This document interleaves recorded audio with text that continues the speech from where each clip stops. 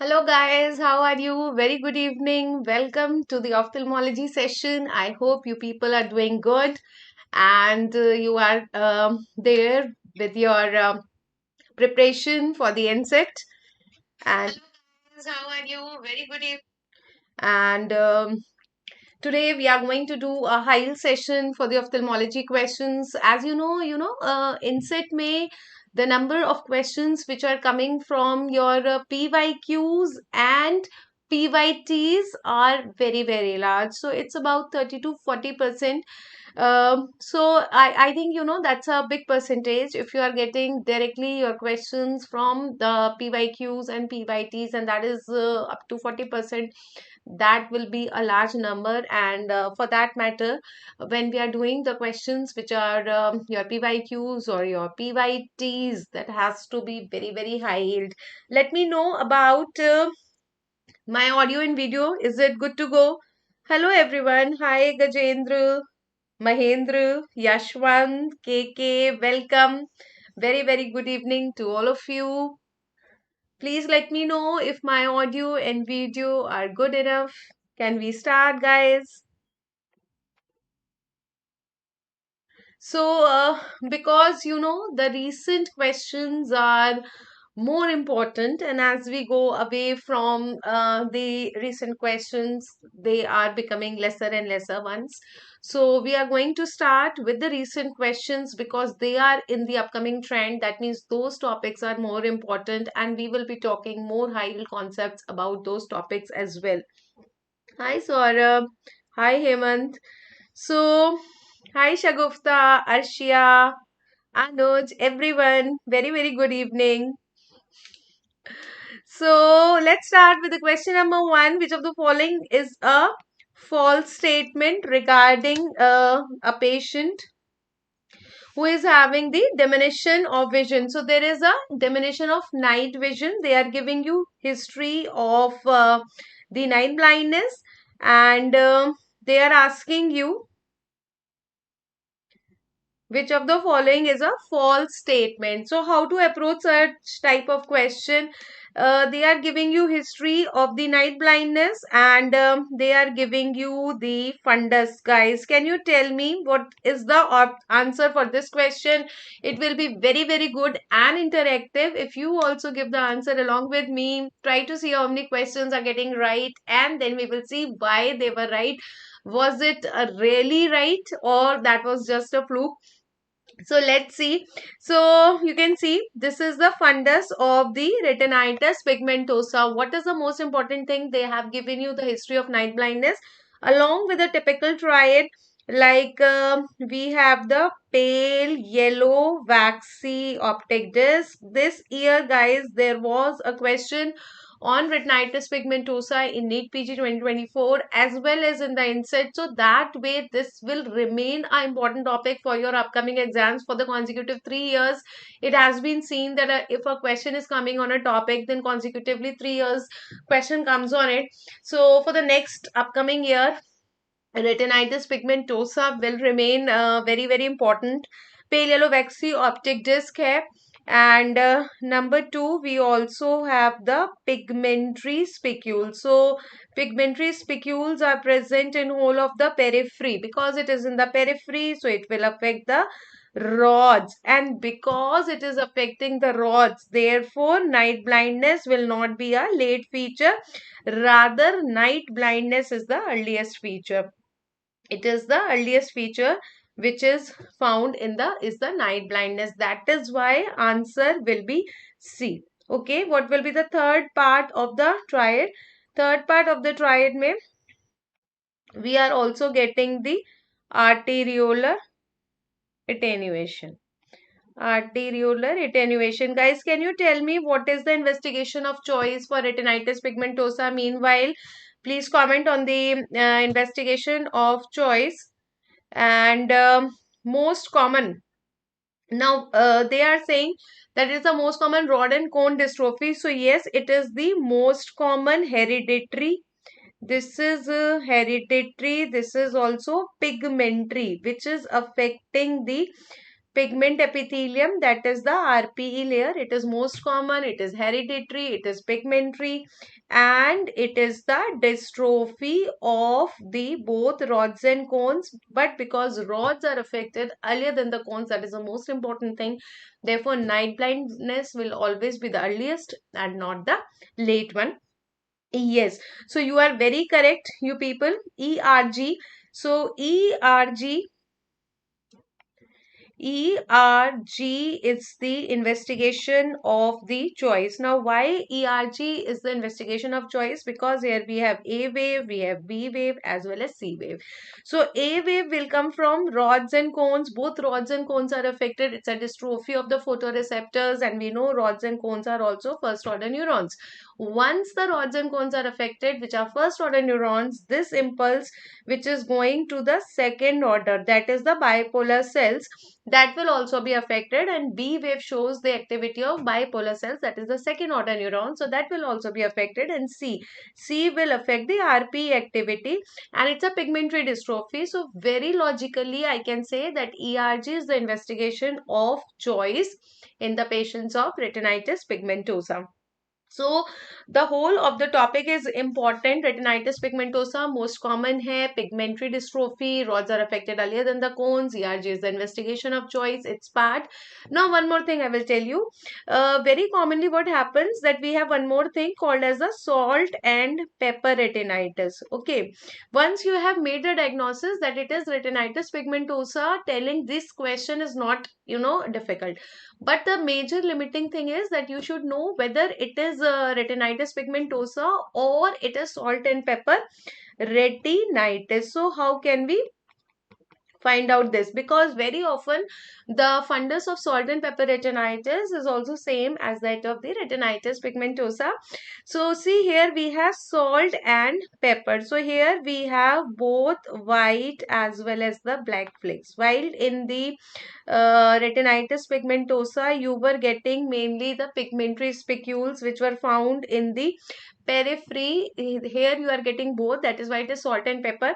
Secondly, here we will have no triad. Okay, whenever you get a question on the salt and pepper retinitis, triad will not be there. And number third, if you look at the causes of salt and pepper retinitis, we have the congenital rubella as well as the congenital syphilis. Now guys, if you know this, then again it will be very very helpful to you to find out whether it is salt and pepper retinitis or retinitis pigmentosa, because RP was sporadic or it was familial, but this is caused by congenital rubella syndrome. You already know the triad of congenital rubella syndrome.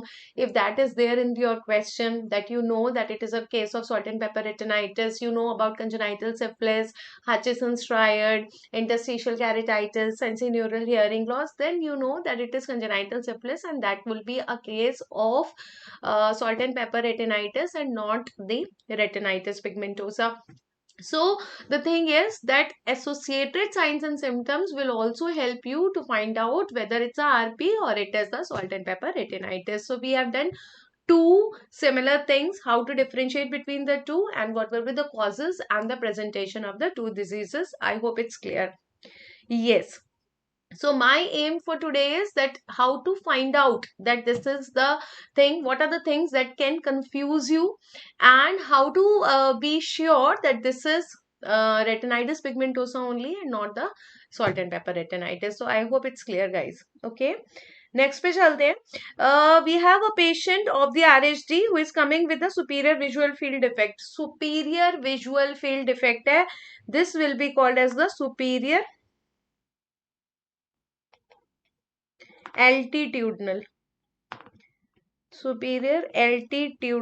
hemianopia. Okay, this is called as superior altitudinal hemianopia. Now whenever you get this altitudinal hemianopia, this is always found in the anterior ischemic optic neuropathy. So it is found in the vascular lesions, ischemic lesions. Now because it is a altitudinal, it is only superior, so it cannot be central defects, right?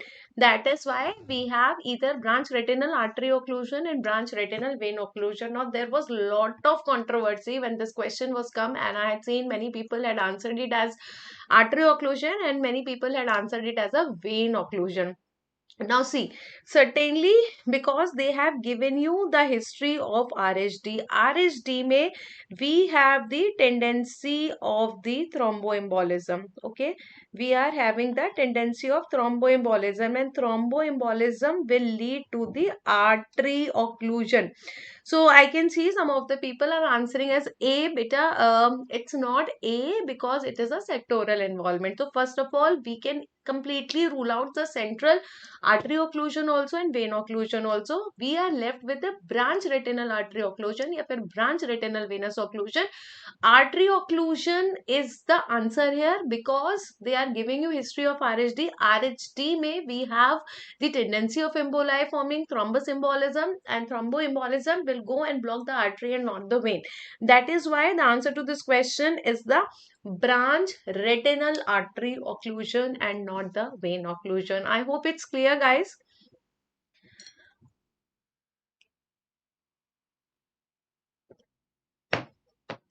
Yes, Saurabh. So, hi Khushi. Khushi, after the session only, I will be able to share the PDF because you want the annotated PDF that will be available on DBMCI Premier group as well as on my Telegram group. Okay, so after the session, you can find it out. Yes, till the Inicet session for sure. I am not sure after that, but this will definitely be available till Inicet session. Okay, so I think it's clear now. So let's move to the next question. So this question is related to the chemical injuries where a laborer is coming who is working at a construction site with the red eyes and history of tuna particles falling 1 hour back. So tuna particle injury is actually a chemical injury or a chemical burns. Whenever we have chemical burns in the eye, basically these are also the emergency conditions which can present with the acute red eye. Can you tell me the DD of acute red eye as well as the type of vision loss that can present in the patient? So whenever you have this acute red eye, we have a DD, right? The most common DD, though we are discussing it in the chemical burns, but yet chemical burns is not the most common DD of this acute red eye. Either it is acute congestive glaucoma or acute anterior uveitis. ठीक है. Now the type of vision loss that you are getting here will be the sudden as well as painful. This will be sudden as well as painful diminution of vision. So this patient of chemical injury can also present. Why indirectly I am saying? Because due to the chemical burn also, it will lead to acute anterior uveitis. We will have lot of inflammation. Due to inflammation, we have acute anterior uveitis, and therefore indirectly again it is the acute anterior uveitis which is presenting with the acute red eye. Okay. So it can be now the acid injuries also, or it can be alkalis. Hi Krishna, I could not get what are you trying to say. Alkalis injury, and it is the alkali injury which is actually more severe because you know we always have more risk of perforation. Here we have the risk of the perforation, and that is why it is the alkali injury which are more severe in comparison to the acid injury, though the treatment pattern will remain same whether it's a acid injury or whether it's alkali injury.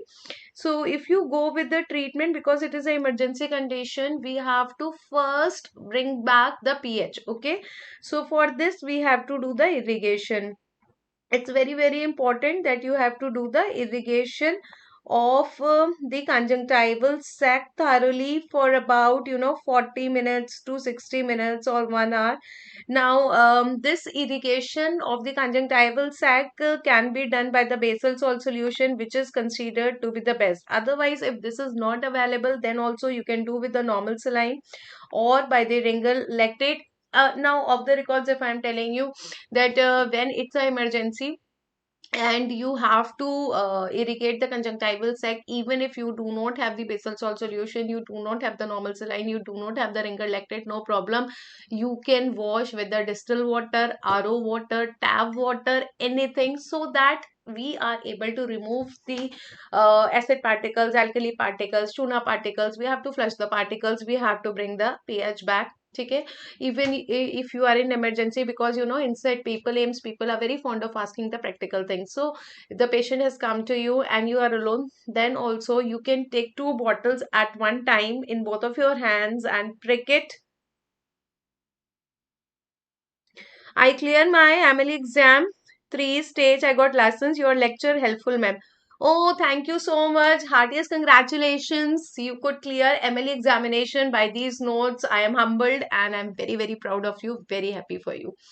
So you can use two bottles there. You can prick with the wide bore and you can start irrigating even alone in the casualty till the time. So 15 minutes is not sufficient. Basically 30 minutes, 40 minutes, or even 60 minutes that we have to do.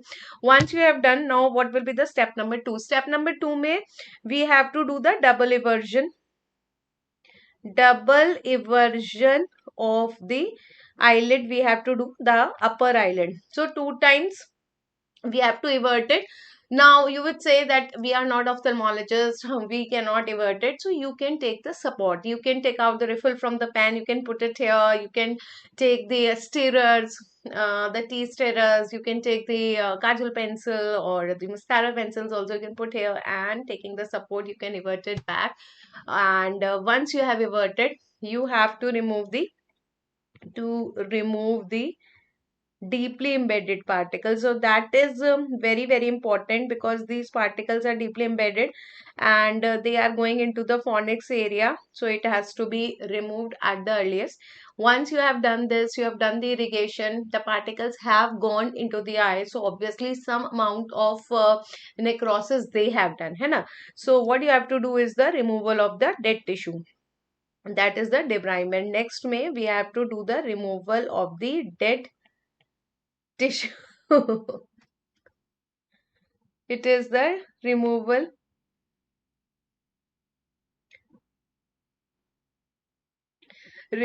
of the dead tissue we have to do. Now once we have done the removal of the dead tissue, then we have to use the topical drugs. Topical drugs may, now why we are using the drugs after the debridement, because obviously when you are putting the drugs, it will not be able to act over the dead tissue. So first you have to do the debridement and only then we have to give the drugs. Now which drugs we have to give? What are the drugs that I can give? I have to give the steroids. Now you will say that there are chances of perforation, then why we want to give the steroids? For the congestion. There is lot of congestion, guys, so I will have to give the steroids. I will have to give the tetracycline. We can give the tetracycline or the tetracycline group of drugs, which is preventing the perforation. To prevent the perforation, we have to give this drug. You can give doxycycline, can give tetracycline, and then we also give the citrate. Citrates will be acting as the antidotes. No, all these drugs have to be given. So obviously we have to give the antibiotics because there is a risk of infection. But here the tetracyclines or the doxycyclines that we are giving, they are not just given to prevent the risk of for the infection, but also to prevent the risk of perforation. If you see in the corneal ulcers also, whenever we have bacterial ulcers, we have impending perforations, then we give the tetracycline group of drugs. So tetracyclines or doxycyclines, anything can be given. Steroids, obviously under the antibiotic cover for a limited time. In order to combat the congestion, you have to give the steroids. So while I am writing steroids, I am telling you disclaimer continuously that it has to be under the guided vigilance. And of course the citrates, which is anti-neutrophilic, anti-proteolytic, anti-collagenollytic. So a definite antidote. Hina, yeah, thank you so much, guys. Tomorrow is Karva Chauth, and that's why Hina is there. So this is whole of the topic on the chemical injuries, acid injuries है और the alkali injuries है. So you can do this question now. I hope, can you see how will you manage this condition? We can easily give the irrigation with the normal saline, and we can give now, if you see, topical antibiotics have to be given, cycloplegics for pain relief can be given. Patching the eye we will never do in the cases of chemical injury. uh, Tarso ref भी नहीं करेंगे. Whenever we have the risk of infection, we will never close the eye, we will never cover the eye, we will never patch the eye. But yes, here first and second is okay. Irrigation with normal saline है, but obviously priority. Now I will once we have discussed this. I will tell you one more thing. See, PYQs are important, but it's very important to tell you the practical problems that you face doing the question. So here first and second both seems to be right. So what happens when we have more tricky questions? It is actually the more close options. Questions are same more or less, but the answers, the options are getting more and more close. And that is the reason they are becoming more tricky. So even if you get a such type of a question and you have options like this, please see which one is more preferable option, the better option. Okay, so better option in terms of order, if you see, the immediate thing that you have to do is the irrigation of the normal saline, and that is why answer is A. Okay, in the paper also you might get the question where more than one option seems to be correct. Please see the order. What should be done first has to be given as the answer.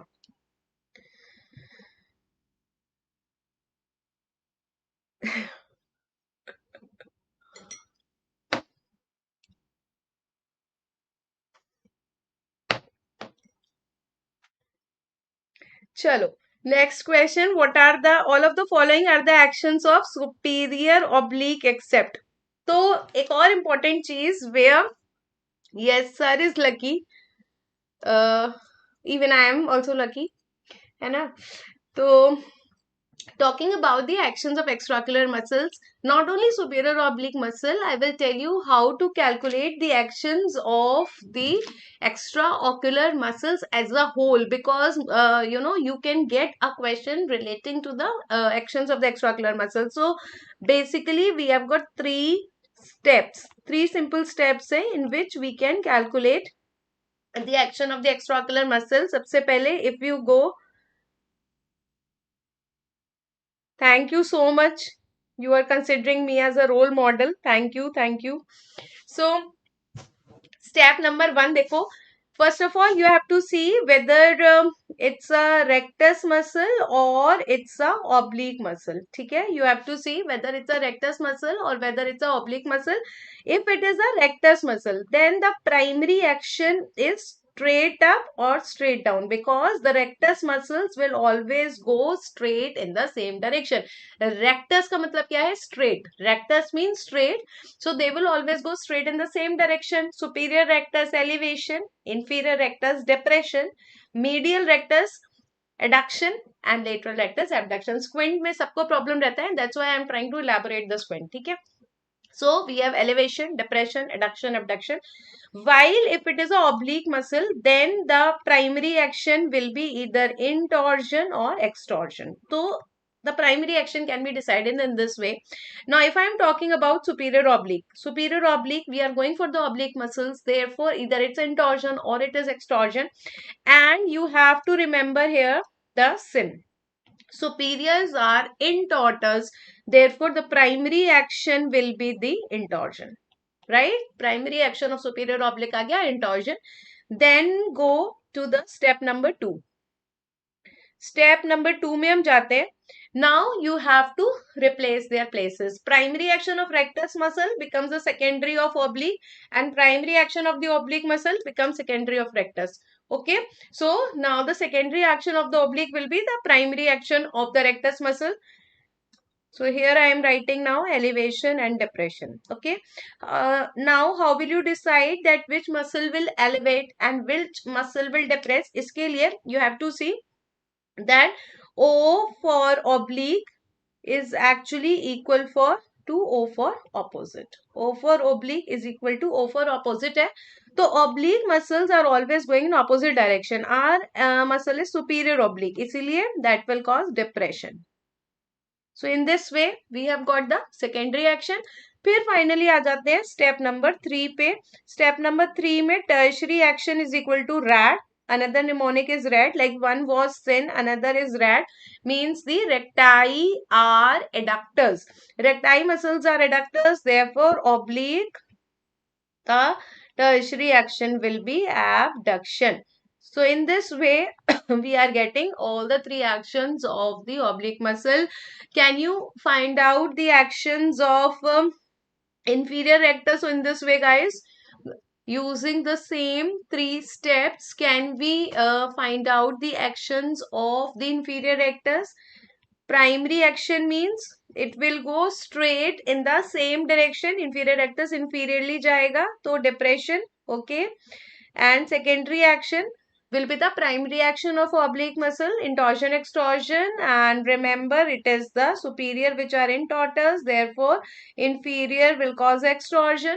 And then tertiary may we have rad, therefore recti are adductors and therefore it will cause reduction. ये देखो. So in this way, we can easily find out the actions of the extraocular muscles without any confusion. So if you see this question now, superior oblique ka primary action is the intorsion, secondary action is the depression, and tertiary action is the abduction. ठीक है, it is the rad, recti are adductors होते हैं. This is the oblique muscle and therefore the action will be the adduction. Is that clear, guys? Action of superior oblique clear. How to find out the action of the extraocular muscles? This is an important thing and you can get this one in the upcoming examination also. How to find out the actions of the muscles. Right? Is that clear to everyone? Next question related to nerve palsies. Nerve palsies may you have to remember a very important thing, a very simple thing, that is your all three SO4 and LR6 है ना. It's very simple but very important. It is all the muscles are supplied by third cranial nerve except for the SO4 and the LR6. That means whenever we have the third nerve palsy, all the muscles are paralyzed. All extraocular muscles are paralyzed. Very good. Except, so all the muscles are paralyzed except for the SO4 and the LR6. Only these muscles are not paralyzed. Therefore, our eye is able to work in only those directions in which these muscles are working. That is your superior oblique and the lateral rectus.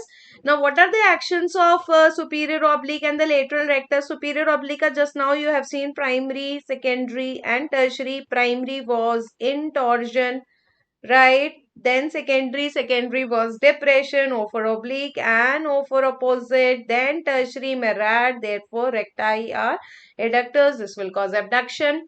ठीक है? Lateral rectus will take the eye laterally. So the maximum sparing of which action will take place? It is the abduction. This is the maximum sparing of the abduction is taking place, and obviously that is why the answer will be the limitation of abduction. Rather, it is spared maximally. ठीक है ना? And eye का direction, it is in depression and abduction. So eye will be down and out. Whenever you have down and out eye, you are always sure that it's a third nerve palsy. Along with this, you have LPS palsy. LPS is the levator palpebrae superioris, elevation of the eyelid. Therefore, its paralysis will lead to ptosis. Ptosis can also take place. Then we have the absent pupillary reflexes. If I talk about the pupillary reflexes, okay, pupillary reflexes are absent. Why? Because in the pupillary reactions, it is the third nerve is the efferent nerve. Efferent means effector nerve. This is the nerve which is responsible for bringing the effect, and that is why there is absence of reflexes, but there is something called as the pupillary sparing. pupillary sparing third nerve palsy. This will take place in the diabetes and hypertension. So that means whenever third nerve palsy is taking place due to the diabetes and the hypertension, the reflexes will remain present. Guys, this is also a PYQ. Another related PYQ is that if you are getting, suppose, the third nerve palsy. Okay, suppose we are getting third nerve palsy and you are getting the pupil dilated. So if I am getting dilated pupil in the third nerve palsy, that means we should have some surgical cause in the mind, and for this you can do the radio imaging. So that is another kind of PYQ that is related to the third nerve palsy. Ptosis a related question we have. Absence of the pupillary reflexes hai. Pupillary sparing. This third nerve palsy is there, down and out is there, maximum sparing of the abduction, that is there, you can see. So exo means out, hypo means down, this is your down, and out eye is there, ptosis is there, absence of pupillary reflexes is there, and that is why answer is D. I hope it's very, very clear. Nerve palsies as well as the movements are clear of the extraocular muscles. Another question related to proptosis. So proptosis, maybe there has been a time when 3 questions, need 2020 mein, there were 3 questions on the proptosis at a stretch. So let's see, most common cause of proptosis in the middle age. So whenever we are talking about the adults, guys, it is always thyroid eye disease. See, when I am talking about this proptosis in children, okay, whenever I am talking about the proptosis in children, the causes are different. There you will have to see, is it unilateral proptosis or is it the bilateral proptosis? If it is unilateral proptosis, look for the orbital cellulitis. Then you have to look for orbital cellulitis. Now there are a couple of questions which are structured around this optic orbital cellulitis. First of all, the cause. So mainly it is due to the staph aureus. Orbital cellulitis is mainly due to the staph aureus. It is presenting with the unilateral proptosis. Usually it is not severe in itself, but yes, it can lead to an emergency that is called as the cavernous sinus thrombosis. That can be cavernous sinus thrombosis. Now, cavernous sinus thrombosis is also unilateral to start with, but it can become bilateral in about 50% of the cases, because you know it's a paired sinus. So in the beginning it can be unilateral, but it can go and become bilateral in about 50% of the cases. Moreover, there are so many nerves which are passing through the cavernous sinus. Can you tell me, guys, which nerves are passing through cavernous sinus? If you see through the center, and this is the lateral wall. Okay. Now center say we have internal carotid artery and the sixth nerve, while lateral wall say third nerve, fourth nerve, and the fifth nerve. I am not commenting on the divisions of fifth nerve. The reason is that there has been an update that in cadaver we have first and second division both, and in the living we have only first division. So let's not talk about it. We are talking about the nerves. Okay, so that means when all these nerves are passing, obviously ophthalmoplegias can take place, proptosis can take place, chemosis hai, congestion hai, everything is there. And yes, 3, 4, 5 and 6, okay, and 6 is the first one to get affected. Due to the 6 nerve, we can also get the diplopia.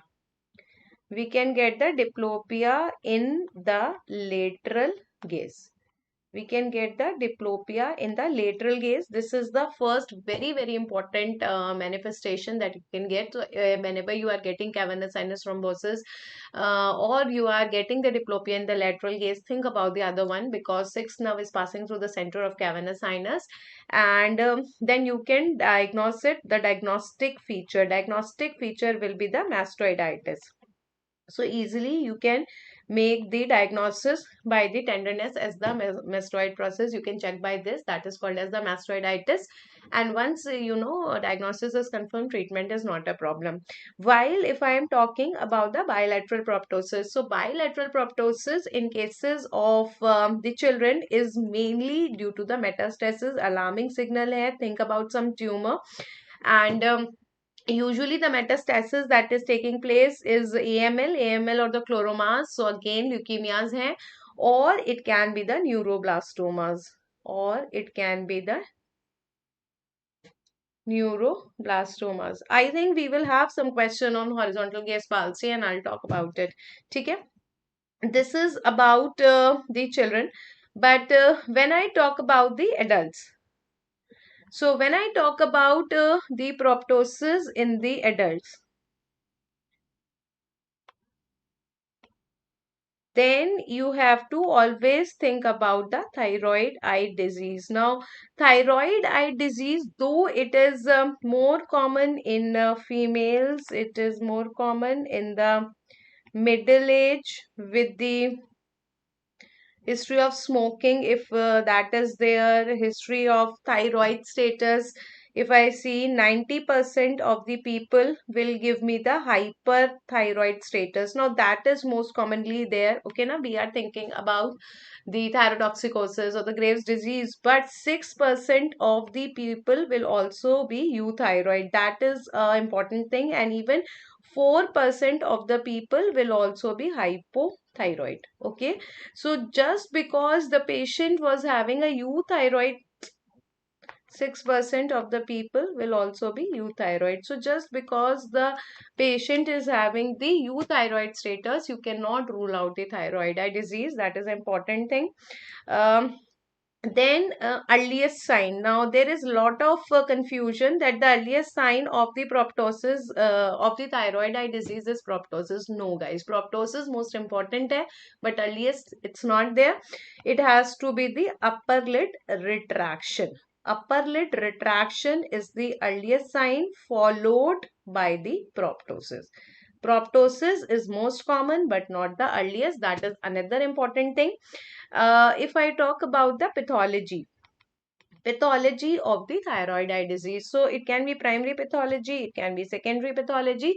Primary pathology is in the orbit, and which cells are affected? It is the fibroblast, orbital fibroblast cells. And we have a lot of edema in the orbital cavity, and actually that is leading to the proptosis, while secondary pathology will take place in the extraocular muscles. Muscles are affected, and muscles may what we have is the fibrosis. Due to the fibrosis, we have the restrictive squint. So there are so many questions related to this which can be asked. We have the proptosis, we have fibroblast, then we have restrictive squint. Can you tell me the test that you can do to differentiate between the restrictive squint and the paralytic squint? Anyone can answer? The test that we can do for the differentiation between the restrictive squint and the paralytic squint. Meanwhile, I will tell you the order of the extraocular muscles. The order of the extraocular muscles which are involved is I, M, slow. This is the order of the muscles, that is inferior rectus, medial rectus, superior rectus, lateral rectus, and then is the oblique. Yes, very correct. So we can do the force duction test. With the help of force duction test, you can easily differentiate between the paralytic squint and the restrictive squint, right? A very important sign that you get here is the Coca-Cola bottle sign. That is important thing. Coca-Cola bottle sign you are getting on the radio imaging, and usually they will give you a word that is sparing of the tendons. Sparing of the tendons will be there. The origin and the insertion part are not involved whenever there is thyroid eye disease. So that means if you have this sparing of the origin and insertion, you have sparing of the tendons. That is again a very important thing that you can get in the question. See, once you know that it's a thyroid eye disease, it's not difficult to answer any question. So my focus is to get the diagnosis. So what are the things that will help you in pinching the diagnosis? You will get the sparing of tendons, you will get the fibrosis of the muscles, restrictive squint है, smoking है, euthyroid भी हो सकता है, female है, middle age है. All these things will help you in making the diagnosis. Once a diagnosis is confirmed, telling about any of the signs, about any of the treatment is not difficult. So I hope it's clear, guys, right? Then coming to the next question. Next question में patient is coming with the paresis of orbicularis oculi. We have leg of thalamus, we have insensitive cornea, blindness is there. Which of the following conditions may be responsible? So here we have motor paralysis, decreased corneal sensations, facial palsy, leg of thalamus. This is actually the leprosy. And how to do certain type of questions where we are having the systemic features also and we have ocular features. This time they have asked about the leprosy, but how to be prepared for future, how to be prepared for the further questions like this. So I hope you have this one with you, the part that I have given you as a part of your workbook also, ocular and the systemic features of immunological disorders. It's a pearl, guys, and if you do not have, then you can DM me. I will also put this one in the telegram group. This will help you like anything whenever you are having the questions on the syndromes or inherited disorders, infectious disorders, immunological disorders, because whenever questions will come on these syndromes, it will come as a whole. They will not just ask about one aspect of the Hansen's disease or one aspect of Down syndrome or one aspect of rheumatoid arthritis. They will have a 360-degree perspective, but you are learning these parts in different subjects. So at one place we should be having all of this so that we can consolidate and integrate at the time of doing the question. So that is the answer for this. Okay, so you see, like we have rheumatoid arthritis, we have SLE, giant cell arthritis, sarcoidosis, Glitter syndrome, systemic features, extraocular, intraocular, all these features are there. So if I talk about the leprosy, I will show you here in the bacterial, guys. So see, this table will help you directly. If you see the bacterial में leprosy है, thickened nerves है, hypostatic skin lesions हो गया, weakness हो गई, facial palsy, leg of thalamus is there. So that means this is directly giving you the answer of this question. And believe me, this is a hard core truth. If you are missing this table, you are missing something in your paper. So, though you are learning each and everything about leprosy in your systemic one, I am also teaching meteorosis and ophthalmology. But what about the integration? So, for that matter, take out the printouts of these pages, put it on your study table, and every time you are learning about leprosy, learn 360-degree perspective of leprosy. Similarly, whenever you are learning about the tuberculosis, learn about the 360-degree perspective of tuberculosis, rheumatoid arthritis, or Down syndrome, or myasthenia gravis, or Marfan syndrome, or homocystinuria. If the time will permit, I will also discuss this table. Otherwise, I will share it after the session. All right, guys. So very important one. Then coming to the next question.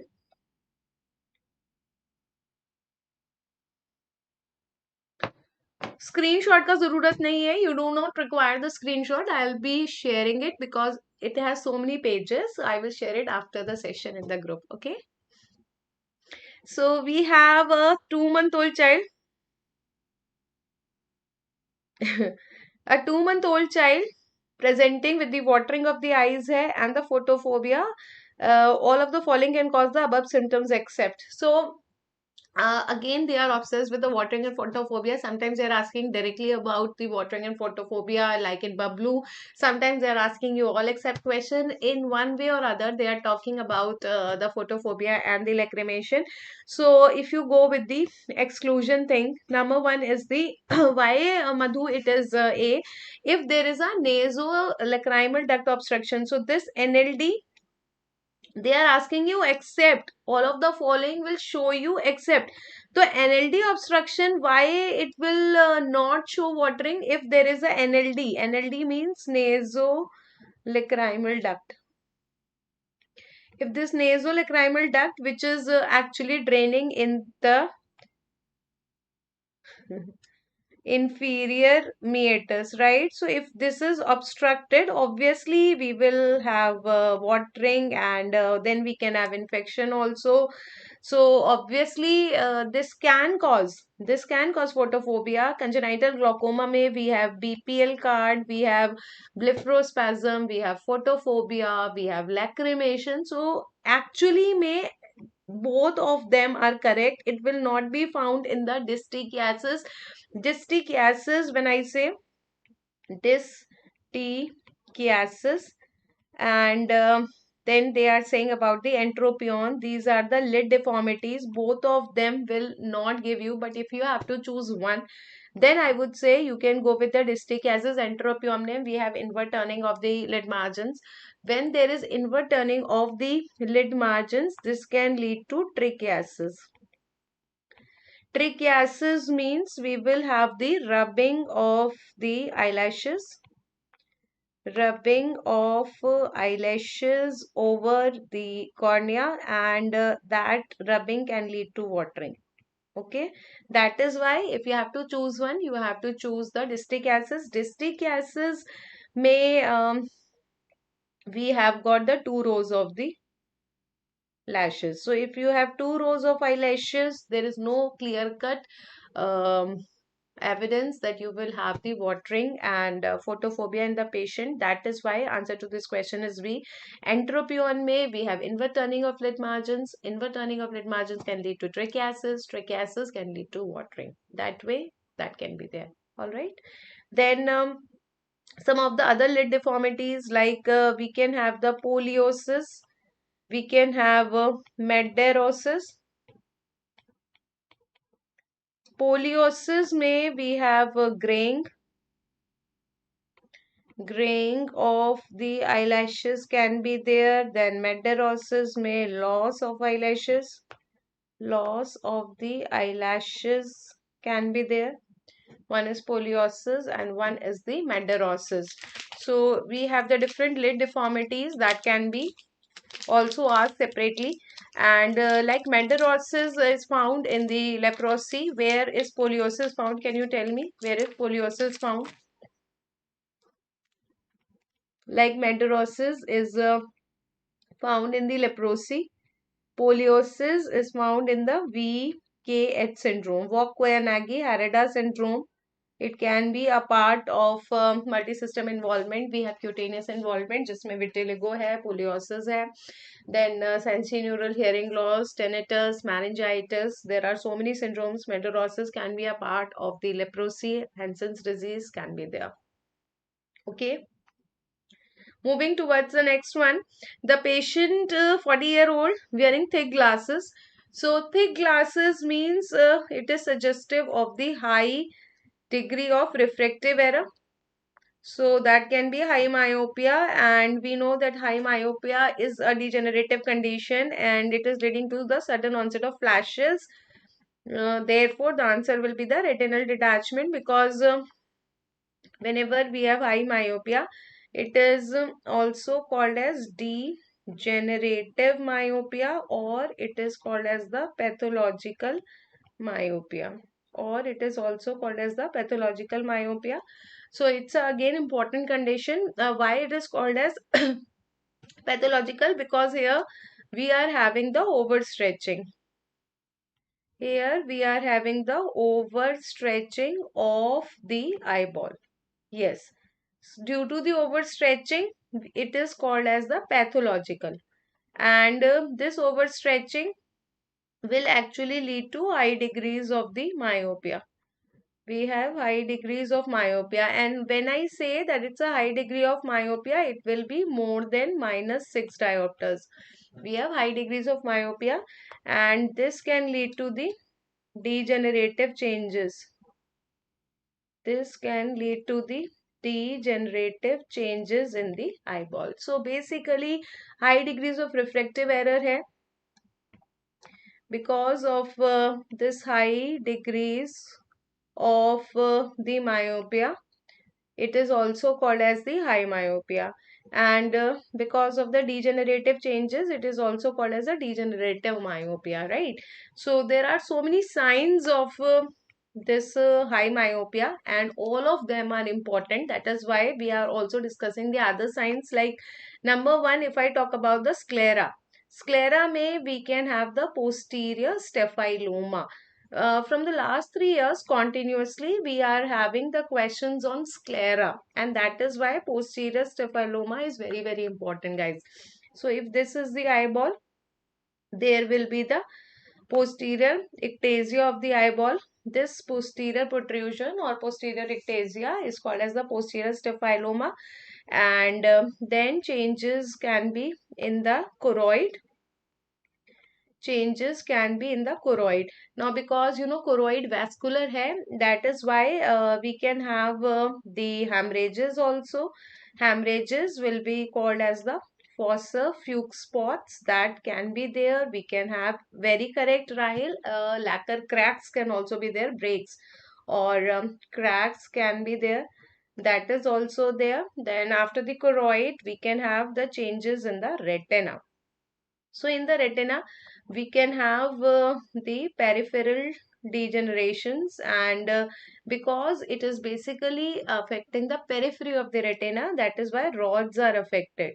And because rods are affected, that is why this patient can present with the night blindness.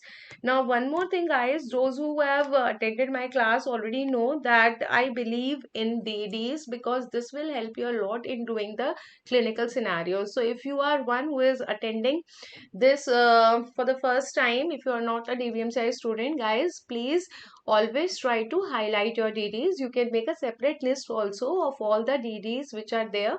And if you are my student, you have already taken notes from me, you already have the list of the DDs.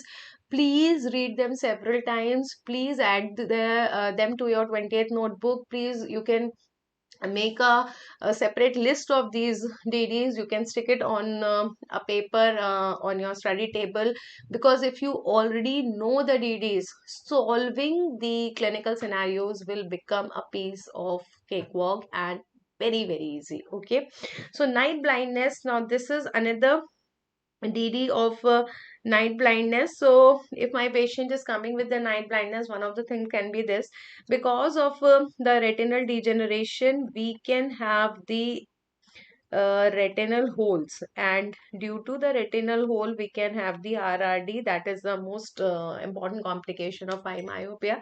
And RRD can actually lead to the flashes of lights. Now instead of saying the flashes,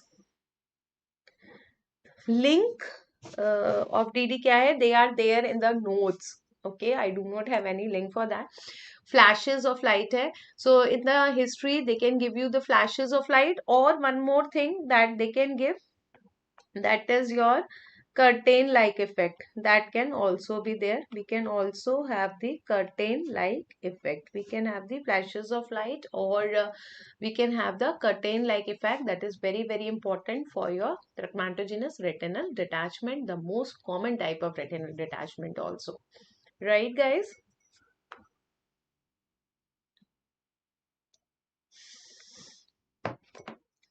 Then coming to the next one, anisometropia. Aniso means different, and metropia means the refractive power. Therefore, the answer is A, difference in the refractive power. Different in the color of the iris. This is called as heterochromia. This is called as heterochromia. Then one is your anisocoria. So while color of the iris is different, then that is called as heterochromia, and anisocoria will be the difference in the size of the pupil. Difference in the size of the pupil of the two eyes is called as anisocoria. And another thing is the anisoconia. Anisoconia will be the difference. This will be the difference in the size of the image. So whenever we have anisometropia, we have the difference in the refractive power. This will always lead to anisoconia.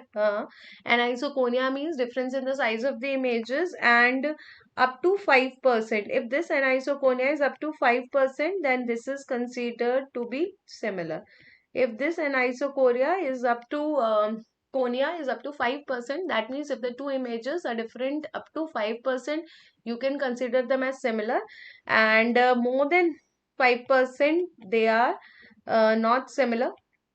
And when these images are not similar, there will be no fusion.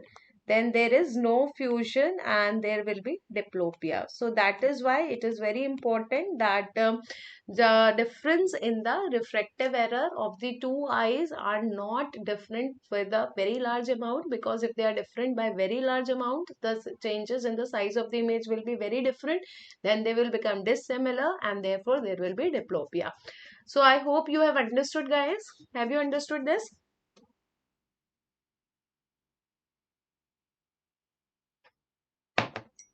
Now, one more thing I would help you. Whenever you are having the question on anisocoria, okay, when you have the question on anisocoria, then how can you solve it? If you are knowing this flowchart, then you are able to solve so many questions. So, difference in the size of the pupil here. You have to see whether it is increasing in the dark conditions or it is increasing in the light. Okay, you have to see that when the patient goes in the dark, then it is increasing, or when the patient goes in the light. If the patient goes in the dark and then it is increasing, that means it is a case of the Horner syndrome. Then it is a case of Horner syndrome. This was asked in AIMS 2020, right? While when patient goes in the light, then it is increasing. Then you have to see the shape of the pupil. Then you have to check the shape of the pupil. There can be two things. It can be normal or it can be abnormal. Okay. So if it is abnormal, then it can be a case of trauma. But if it is normal, then you will have to give a constricting agent. So we will give the 0.1% pilocarpine. This is the dilute pilocarpine, and dilute pilocarpine के बाद you have to check for the constriction. So you have to see that constriction present or absent. Okay, if the constriction is present, now very important, there was a AIMS question related to this also, where they had said which of the following are used to find out the diagnosis के लिए. Diagnosis में there are two kinds of pilocarpine. One is 0.1% pilocarpine and one is 1% pilocarpine. So 0.1% pilocarpine से only one kind of pupil gets constricted, and that is the Eddy's tonic pupil. It is the Eddy's tonic pupil. While if it is absent, then you can give the 1% pilocarpine. Now, once you give this 1% pilocarpine, then again you will have to check the constriction. Is it present or absent? Okay. If it is present now, that means it will be a third nerve palsy. And if it is absent, then we will have the pharmacological blockade. So there are so many questions which can be solved from here. If you see, there are so many questions which can be solved.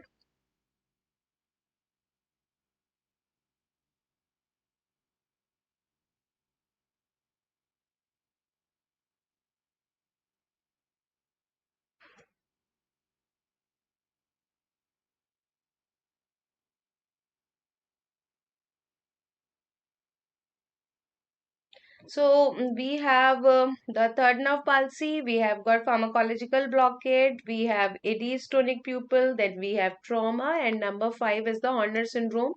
All these questions can be solved from here. Once you have done this one, then one question is what is an isocoria? That is the most simple question. Uske alawa, we can do so many questions while doing this flowchart. Right, guys?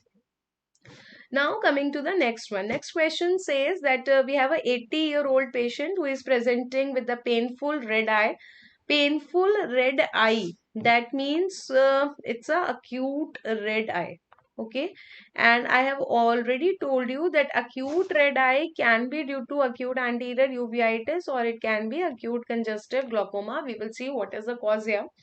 And now they are saying that there is a corneal edema, flare here, deep anterior chamber and cataractus lens in the right eye. So the right eye is showing you cataract and this cataract has led to the acute anterior uveitis because we have flare, we have got deep anterior chamber.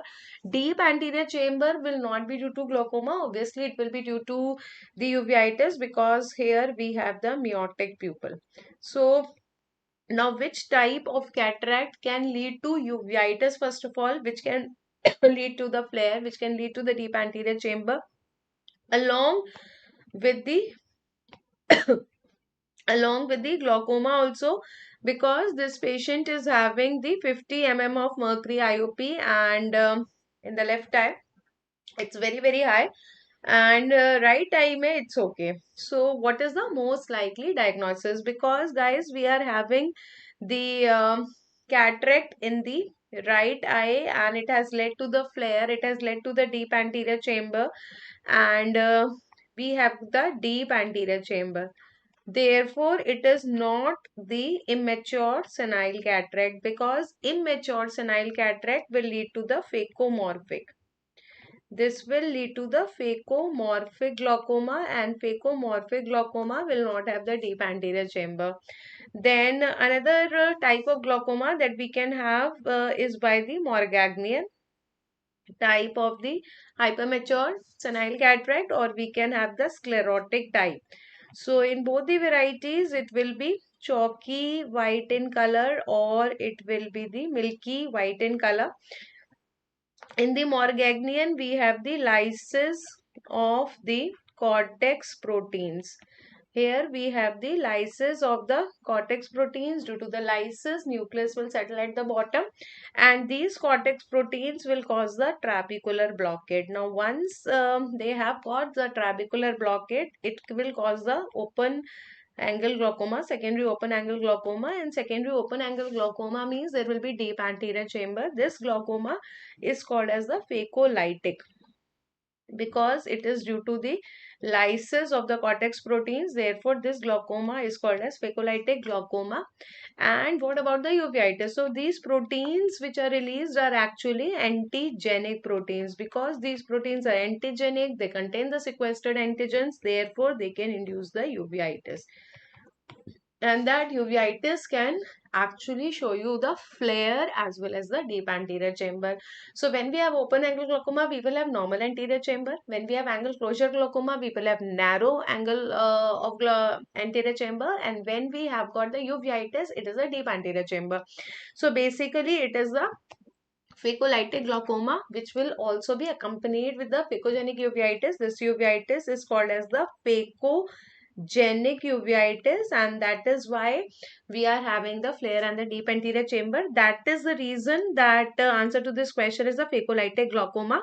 This phacomorphic glaucoma, which is found in the immature senile cataract, cannot be there because here we have the swollen lens. Swollen lens is obstructing the aqueous outflow. So obviously we cannot have deep anterior chamber. Here we have no deep anterior chamber. Malignant glaucoma. Malignant glaucoma cannot be there because this glaucoma takes place after the intraocular surgery. So there is no history of intraocular surgery. Rather, they are saying that there is a cataractus lens. And fuchs heterochromic iridocyclitis may there is no cataract here. And rather here we have difference in the iris color of the both sides. That is why it is called as the heterochromic iridocyclitis. So that is clear cut, not an option. So your answer is A. I hope it's very clear. If there is any doubt, feel free to put it in your comment section so that I can discuss that doubt also. So when you do it in your exam, that doubt is cleared and therefore you can go with the right option, guys. Okay. Then a direct question, this instrument is used in. So basically this is how can IOP be so high in open angle glaucoma? Why not?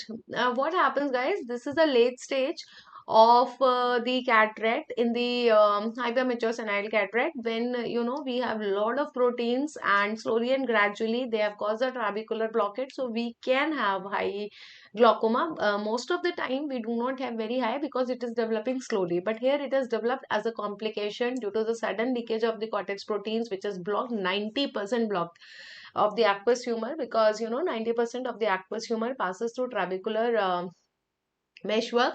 So obviously we can have high glaucoma here. Okay, so this is actually the Hertel's exophthalmometer. We have already talked about proptosis. Exophthalmometer is there, and this is helping to find out the proptosis. So answer to this question is this, and it is the Hertel's exophthalmometer, which is used in the adults. This is used in the adults, while another one is the Lude's exophthalmometer, which is used in the children. For the cataract, basically we are using the slit lamp examination, and for the squint we are using the syneptophore. Here we are using the syneptophore, and for the stereopsis के लिए we are using the titmus fly test. You should know the other names also. Titmus fly test we are using here. All right.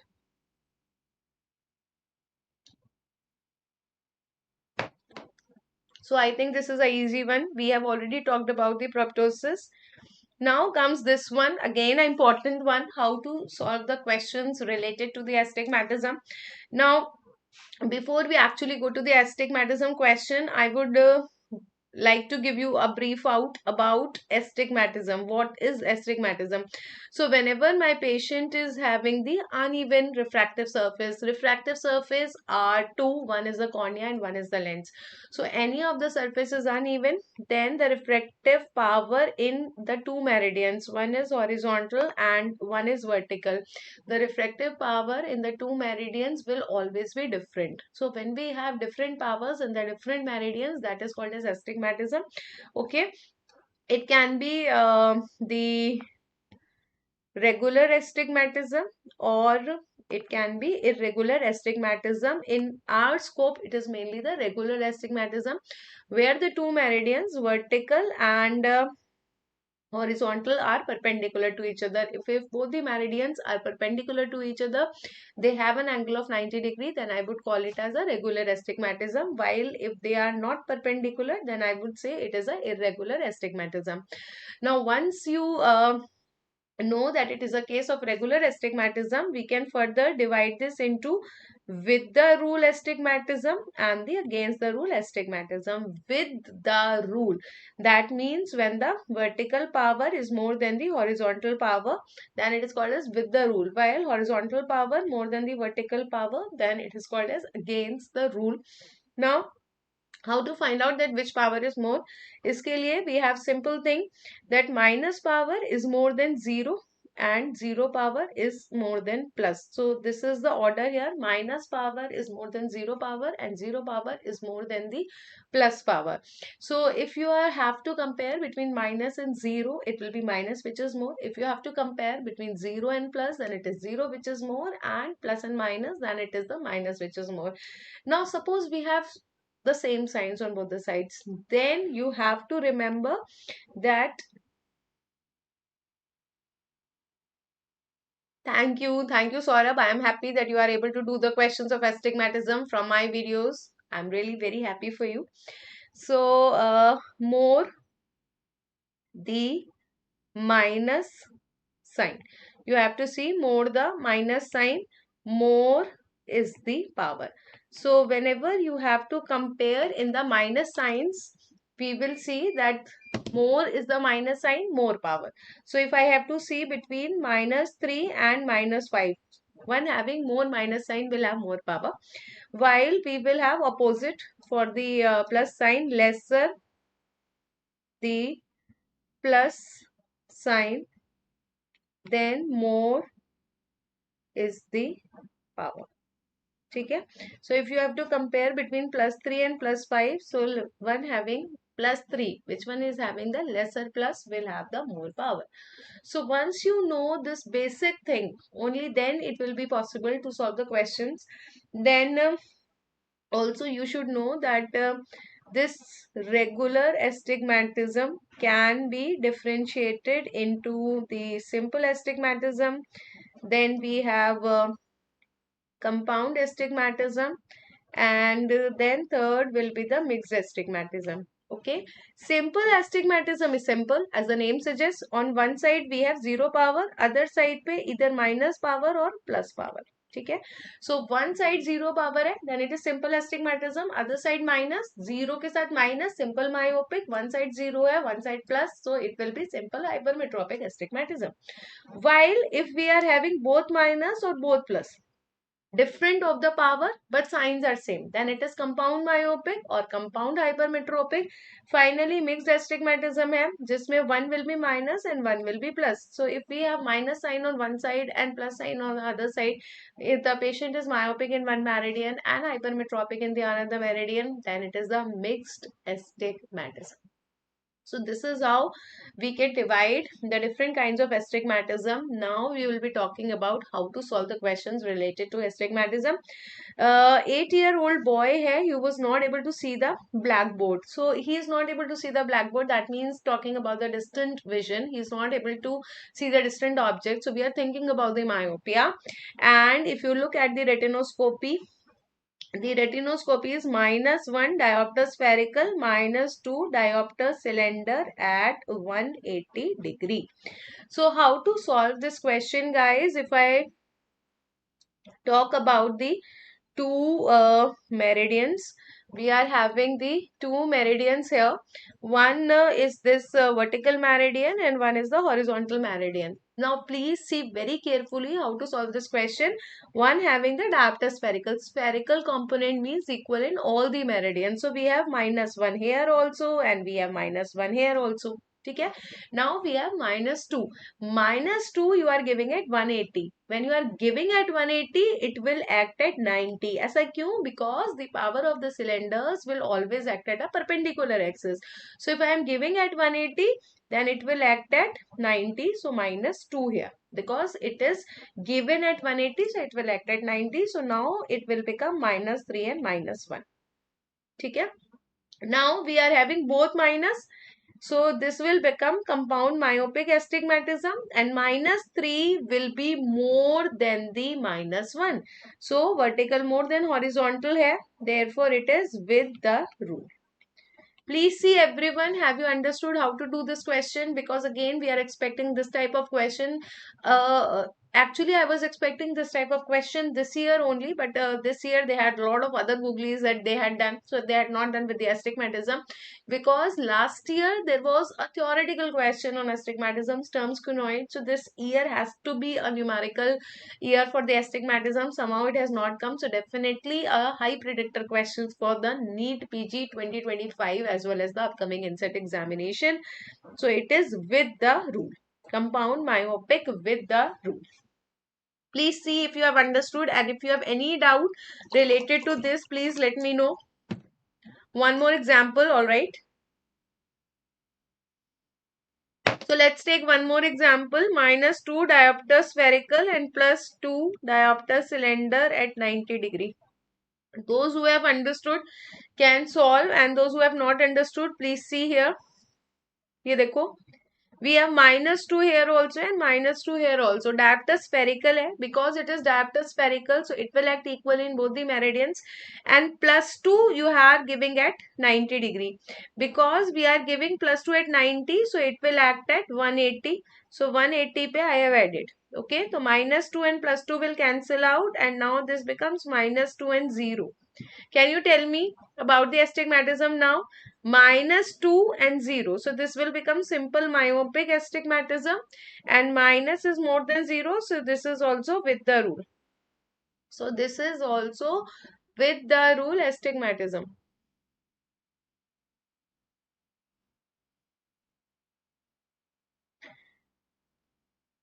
Then -3 diopter spherical and -2 diopter cylinder at 90 degree. Solve this, doctor. Solve this now. Can you see this question? Here we have -3 here also and -3 here also because 3 is spherical. Then -2 cylinder because you are giving at 90, so it will act at 180. Okay. So -2 is acting at 180. Now this becomes -3 and -5. So minus minus means compound myopic and -5 will be more than -3. More the minus sign, more is the myopia, more is the power. So it is against the rule. You wanted me to give against the rule example. This is there. Is it okay now? Have you understood? Have you understood now, everyone?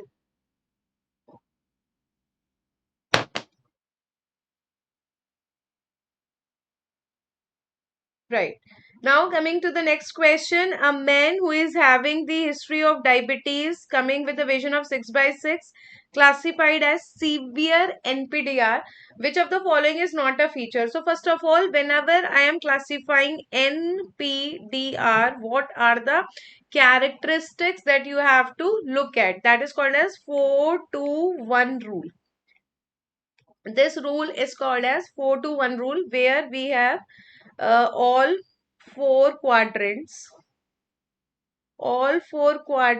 showing the microaneurysms, and then number 2, at least 2 quadrants may we have the venous changes or venous beading is there, and at least 1 quadrant may we have the irma. So that is all 4 quadrants में we should have microaneurysms, at least 2 quadrants में venous beading है, 1 quadrant में irma, that is the intraretinal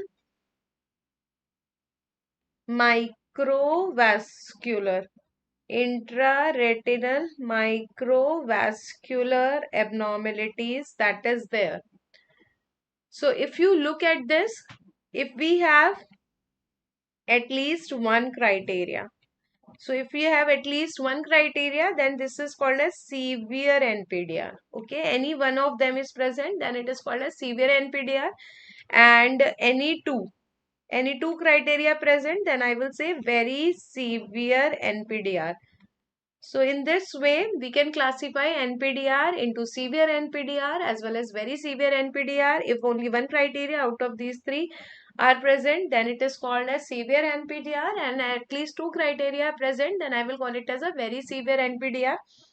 Here, so we have intraretinal microvascular abnormalities hai, venous changes hai, as well as we have got the microaneurysms. So though they have given you microvascular, disc neovascularization is also not a very good option. We should have the microaneurysm, but so retinal hemorrhages is okay.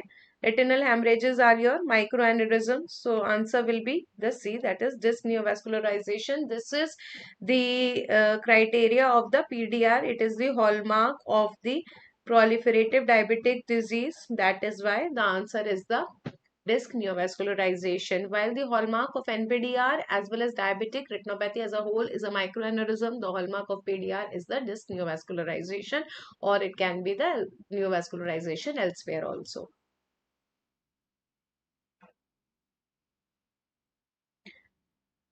Next question, you have to identify the filter, dye and the condition.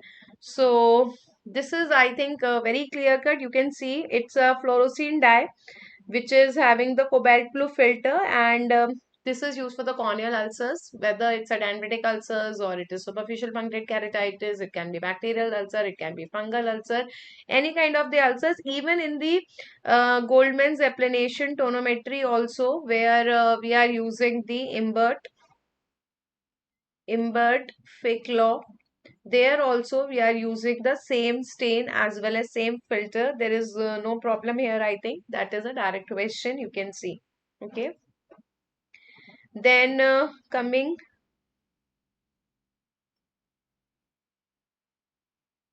to the next question.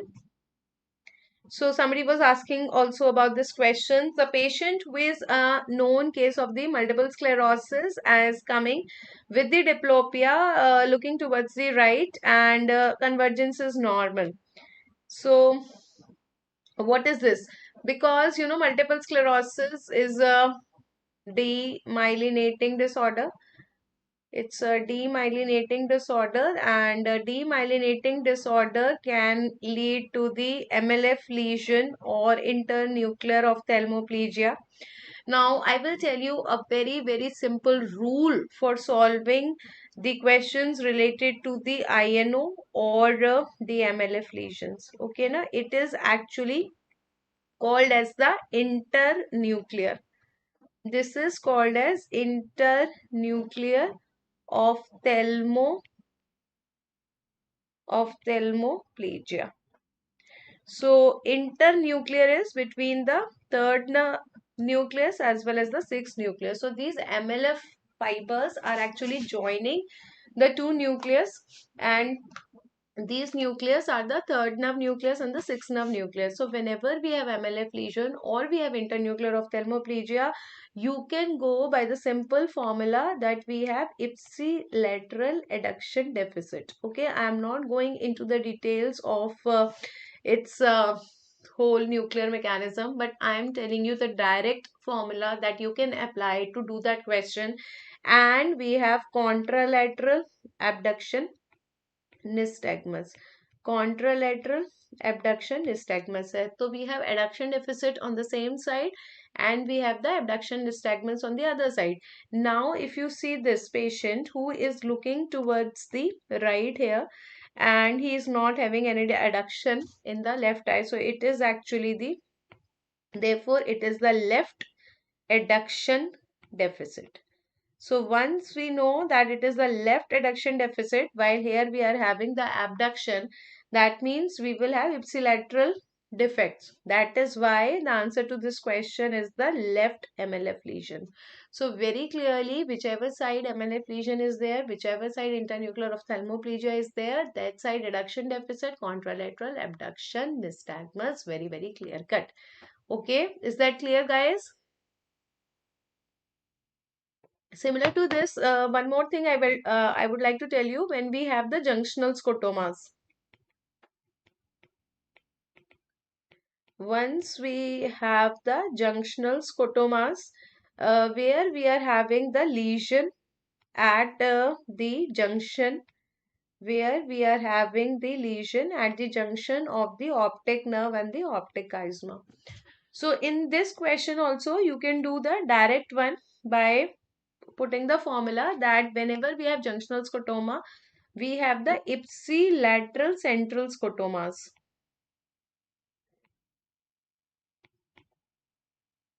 We have the ipsilateral central scotomas, and contralateral we will have the supratemporal quadrant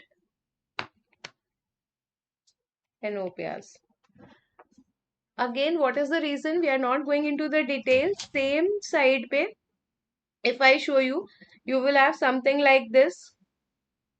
We will have the central scotomas on the same side, and on the other side we will have the something like this. I can divide this into 4. So on the other side we will have supratemporal quadrant anopia. So whenever they are giving you something like this, that means it is a junctional scotoma. In junctional scotoma ka question you can do like this. Yes, if you are doing this video by the topic wise, है ना? Because questions won't repeat, but this topic as a whole will repeat. So if you are able to cover these topics, then obviously it will be sufficient. Okay. So whenever, now one thing more, guys, that does not mean that junctional scotoma may we have only the loss of central vision. There will be loss of the full vision. because optic nerve is responsible for the total vision loss, but because it is representing the central vision, that is why we have central scotomas. Other side ka only supratemporal quadrant enopia. So we can easily do this question in this manner whenever you have a question related to your internuclear ophthalmoplegia, or you have question which is related to the junctional scotoma. We can do it something like this. Sleeping curly, why you have not touched ophthalmology till now?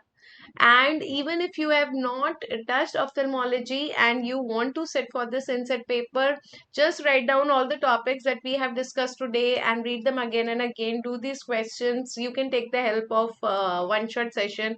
That is again very, very high, and you will be having that pen and turn performance in ophthalmology. Okay, now another question which these people had given, and there's a lot of controversy on this question, ki, which of the following order of the dye is used. So, in the classes also, students have asked me this so many times. So, guys, there is no logical sequence of the dyes, because nowhere in the textbooks or any of the journals it is mentioned that at one time we are using three dyes and what should be the order. And actually, that does not make a sense that. We are using all the dyes at one time, but still, because they had asked this question, the most logical sequence that I can talk about is the fluorescein stain being used first. And actually, we should be using the rose bengal staining in the last, because rose bengal is used for the dead and devitalized tissue. But here I cannot see any of these. So I can give you separately. It is the fluorescein first, then it is the lissamine. Okay, and maybe this is due to the recall. We have not got the right answer here. And then we have the rose bengal. This is the most logical sequence out of the options which are given. But I hope this question does not come again, does not make a sense. But still, because it's a PYQ, and sometimes PYQs are repeated as it is also. That's why I have given you the answer, right, guys? Okay. Why fluorescein first? Fluorescein first because whenever you have anything on cornea, even if you have some small, erosion, then also you that defect, superficial punctate keratitis defect also, then you can stain it by fluorescein. That is the first dye that we are always using. That is why. Okay. Okay, now see this question. This type of a question has come up two times in the inset paper when we had to differentiate between scleritis, episcleritis in the patient depending upon the blanching. So, with the administration of the phenylephrine, they are saying this is the red one, and then we have the pale, you can see. So, that means blanching is present. If the blanching is present by the administration of the phenylephrine, therefore it is actually the episcleritis and not scleritis. Okay, there is no option of nodular. Follicular is always nodular only. Conjunctivitis is not there. Conjunctivitis ke liye they have to give you a discharge, that is not there. And there are so many actually differences between the episcleritis and scleritis, one of which is blanching. So let's see the other differences also between the episcleritis and scleritis. Episcleritis, first of all, is superficial, and scleritis is deeper. Okay, so all the differences that we are discussing between them is based on the superficial and deep. Like this is painless. So whenever we have the episcleritis, it will be painless. They are not talking about pain here, but in cases of the scleritis, it is very, very painful. Like you cannot have a question of scleritis without pain. Deep boring pain is there, and usually they will say that patient wakes up from the sleep due to the pain. So pain is again very, very prominent. Then number three, color. Here, the color will be bright red because it is episcleritis. Scleritis may it is deeper, so it is bluish color, violet color. That will be there. While if I talk about the scleral edema, because it is in the episcleritis, so scleral edema will be absent in cases of episcleritis, while in cases of scleritis it is present because it is in the sclera itself. And last but not the least, we are talking about the blanching. So if I am talking about the blanching, it is present in superficial but it is absent. We are using the phenylephrine for this. So if you are going with these options, definitely you will be able to solve them. Both are more common in females, both have a diffuse variety more common, both have the diffuse variety which is more common, and both can be associated with the connective tissue disorders. Both can be associated with the connective tissue disorders, but obviously it will be more common in cases of scleritis, especially the rheumatoid arthritis. Now if I talk about rheumatoid arthritis as a whole, again this is very very important, where the patient can come up with the dry eyes. Along with this, we can have episcleritis as well as the scleritis also. So whenever you are solving a question on the rheumatoid arthritis and you have to see for the ocular features also, please focus on dry eyes, focus on episcleritis, scleritis, and not the staphylomas. All right, is that clear, guys? I hope the differences are clear between the two.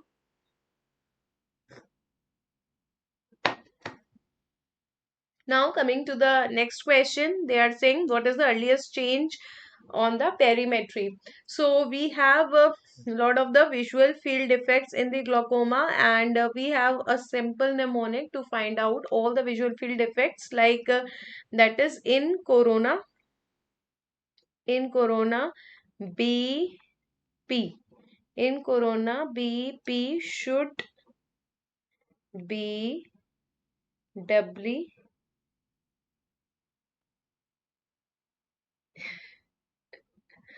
tested. I hope ophthalmology is the most doable subject for all of you, and you do not have a problem. Like, I feel guilty when any student has a problem in ophthalmology. It's my duty to make ophthalmology the most palatable subject. At least I can relieve you from one subject. Whenever you think about ophthalmology, it brings a smile on your face. You say, no, that is okay, I can do it, let's talk about the other subjects now. That is the sole aim of my as a teacher. Okay, all right, so let's talk about the visual field defects. This is the order of the visual field defects. You can see this is a simple mnemonic. So first will be the isopter contraction.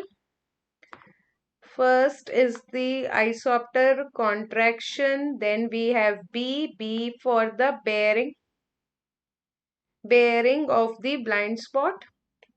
Then we have P for paracentral scotoma. So this is actually the earliest significant. This is the earliest significant scotoma that we are getting.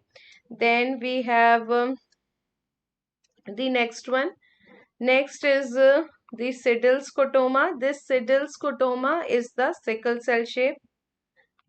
It is the sickle cell shaped scotoma. Whenever they are asking you the sickle cell shaped scotoma, it is this. Then next is the Jerem scotoma. Jerem scotoma is also called as the arcuate scotoma, right? While doubly say we have double arcuate.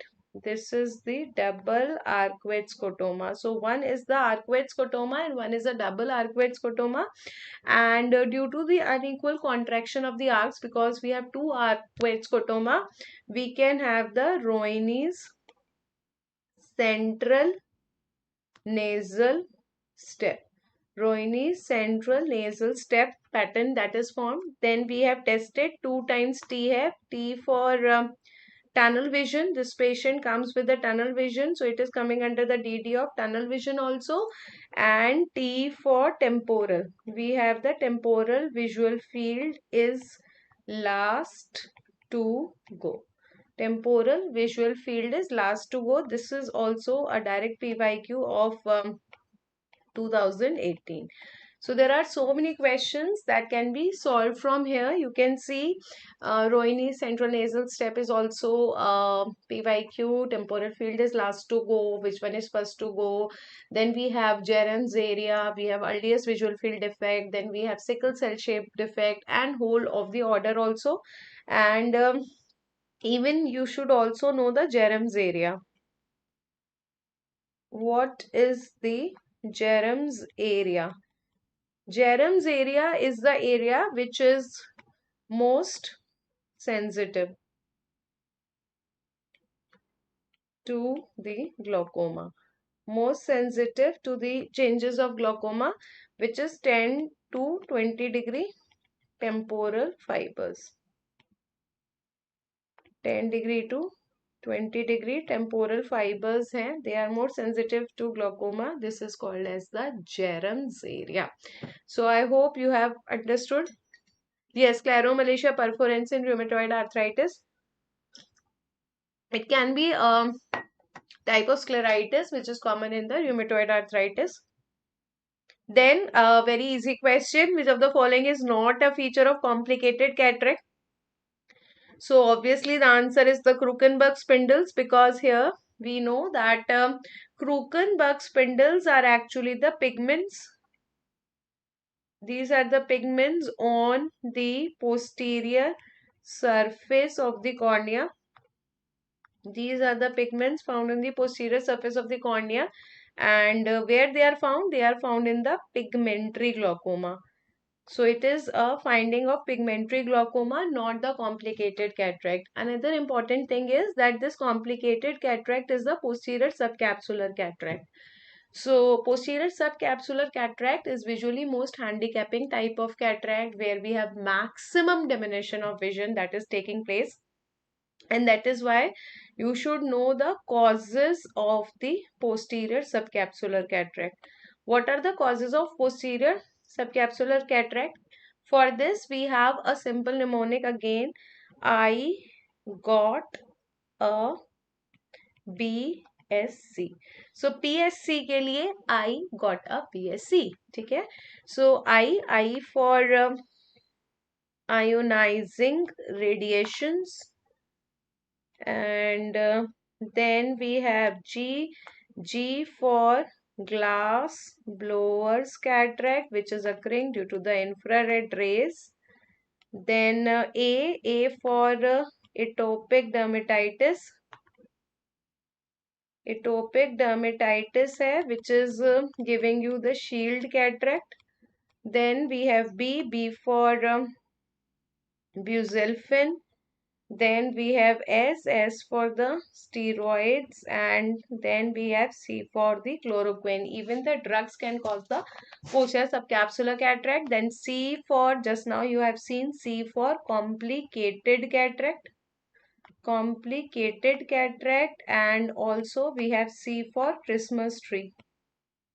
C for Christmas tree cataract. So you can simply remember this mnemonic, and you know all the causes of posterior subcapsular cataract, what all history should be ruled out in this patient. We can solve those kind of questions too, right?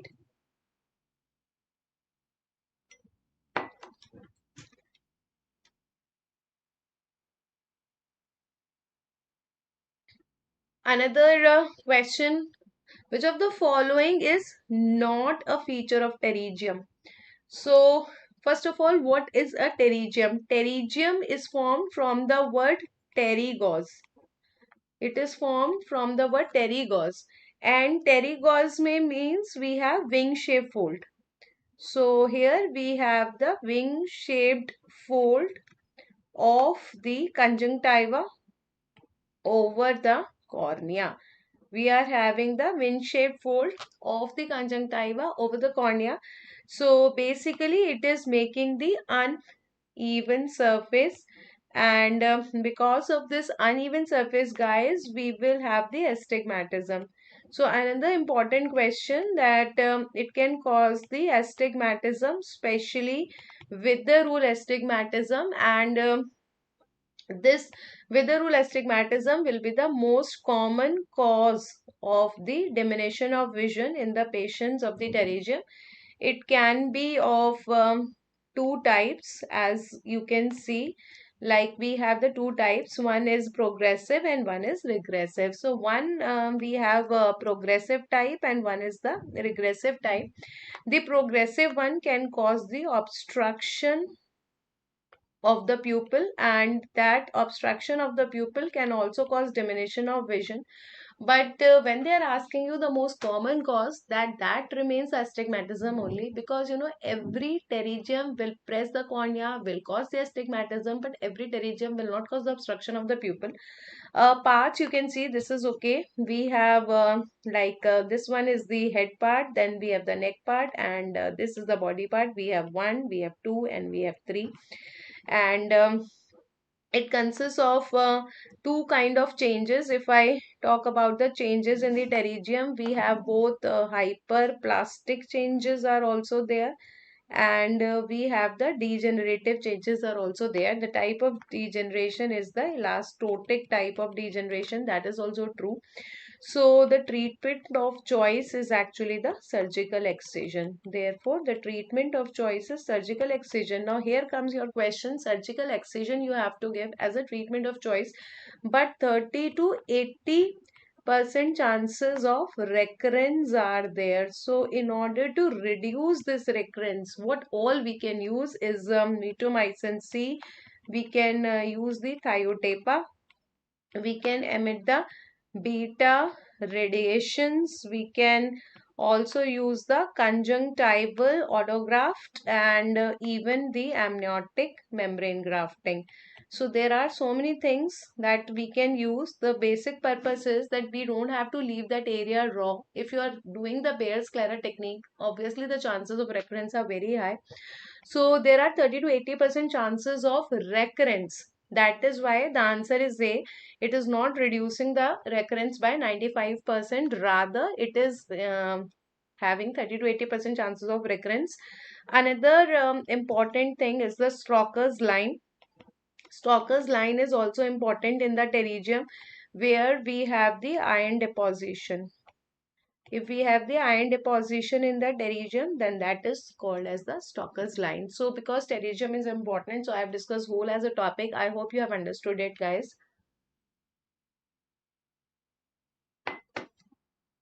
Okay, now see the next question. What is true regarding optic neuritis?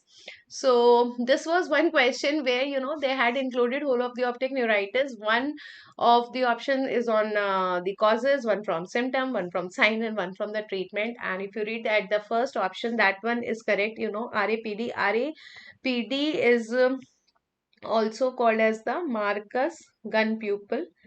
This is the Marcus gun pupil, and this is occurring as the earliest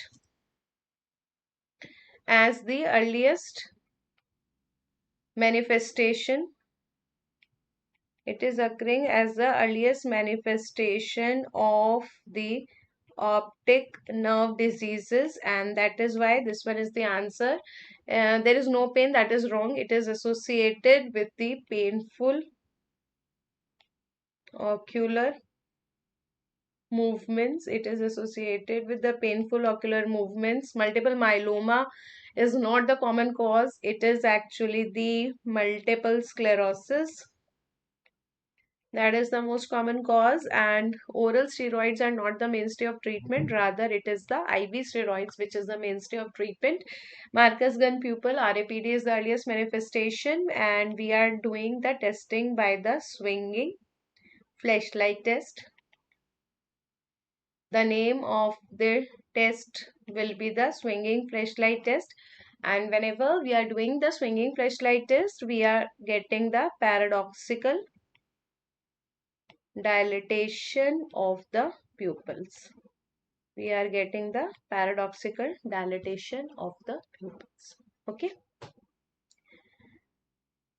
Coming to the next question, atropine is contraindicated in which of the following conditions? So let us see options one by one. Acute congestive glaucoma may obviously it is contraindicated. Acute anterior uveitis may it is the drug of choice. Corneal ulcers may again we are given due to the acute anterior uveitis, especially when we are talking about bacterial ulcer or the fungal ulcer, because both are affecting the cornea, so they are affecting the nerves, so we have pain. So for the associated uveitis and the pain relief, we are giving this malignant melanoma may again it is the drug of choice. That is why answer to this question is A. Acute congestive glaucoma may atropine is contraindicated because the dilatation of the pupil, because the dilatation of the pupil can precipitate the attack of the acute congestive glaucoma, and therefore myotic or the pilocarpine is the drug of choice. So out of the four conditions where your atropine is contraindicated is this one. Talking about the malignant glaucoma. So malignant glaucoma is also called as the ciliary block glaucoma. Okay. Or this is also called as the inverse glaucoma. This is also called as the inverse glaucoma. So it is the only glaucoma where we are using atropine, and that is why it is called as inverse glaucoma, which is taking place after the intraocular surgery. And we know that most common intraocular surgery is the cataract surgery or the glaucoma surgeries. This will lead to the ciliolenticular block. So whenever there is a misdirection of the ciliary processes due after the intraocular surgery, there is a ciliary block, then it can lead to the aqueous collection in the vitreous cavity, and due to the aqueous collection in the vitreous cavity, it can actually lead to a malignant condition. We are not able to treat it because aqueous drainage is taking place in the anterior segment, and that is why it is called as malignant glaucoma. And because atropine is used as a treatment of choice, it is also called as inverse glaucoma. So many of you, if you are not knowing about the malignant glaucoma, I have talked about it. Now you know about this glaucoma and how atropine is helping in opening the ciliolenticular block, and that's why it's a drug of choice. Next is what are the nerves which are involved in the oculocephalic reflex. So the nerves which are involved are your 3, 6 and 8 nerves, basically oculo. So we have got the head tilt here. Whenever we are tilting the head, we are having the balance problem, which will be going to the eighth. Whenever we are tilting the head to one side, our balance is affected. That is affecting the eighth nerve, which will lead to the impulse to the third nerve and the sixth nerve. So whenever I am tilting my head on one side, eyes are going on the opposite side. This will go inward. This is third nerve. This is going outward. So this is sixth nerve.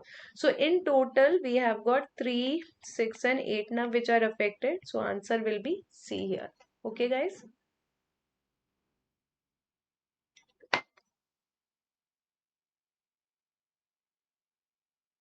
Now, this is again a direct question. Which of the following is not a feature of keratoconus?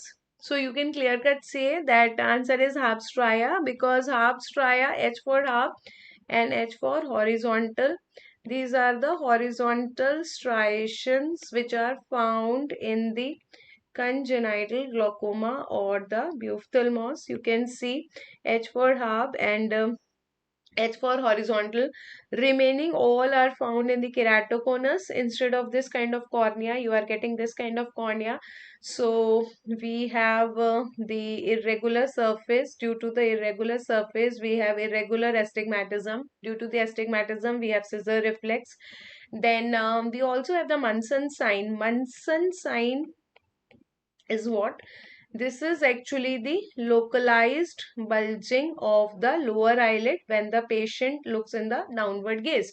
So due to the conical corneas, there is a localized bulging of the lower lid. This is in the downward gaze. Okay. that is called as the Munson sign, that is also found in keratoconus. And you should also know that here we get the walk stria. Here we are getting the walk stria, where V for walked and V for vertical. So here we are getting the vertical striations in the cornea, while H for half and H for horizontal. There you were getting the horizontal in congenital glaucoma. These are V for walked and V for vertical, that is found in keratoconus, H for half and H for horizontal, found in the congenital glaucoma. Now see this question, we are having a farmer who is coming with pain, discharge, and he is also having an injury with the leaf. Now they are giving you actually the history of the vegetative trauma.